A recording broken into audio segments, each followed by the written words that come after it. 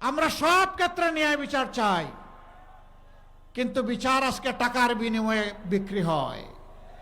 গ্রাম আদালত থেকে শুরু করে উচ্চ আদালত, না হলে উচ্চ আদালতে ভয়াবহ ঋণ খেলাপিরা কেমনে জাতীয় সংসদ সদস্য হিসাবে দাঁড়াবার স্বপ্ন দেখে? জনগণের টাকা নিয়ে পেটের ভিতরে রেখেছে। এখন আমরা কি করব? আমরা 6 তারিখ থেকে চাঁদা শুরু করব? আমরা 6 তারিখ থেকে টেম্পু স্ট্যান্ড দখল করব? আমরা 6 তারিখ থেকে মামলা বাণিজ্য চালু করব? আমরা 6 তারিখ থেকে ব্যাংকের উপর হাত দেব?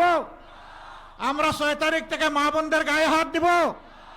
এই বাংলাদেশ এখন আর আমরা চাই না। আমাদের সন্তানেরা বলে গেছে এই সমস্ত নোংরামিকে লাল কার্ড, এগুলো আর ফিরে আসতে দেওয়া হবে না। আজ বাংলার মানুষ জেগেছে, তরুণ যুব সমাজ জেগেছে, মা বোনেরা জেগেছে। তরুণরা ইতিমধ্যে তাদের রায় জাতিকে জানিয়ে দিয়েছে। ঢাকা বিশ্ববিদ্যালয় থেকে শুরু আর জগন্নাথ বিশ্ববিদ্যালয়ে গিয়ে আপাতত ঠেকেছে।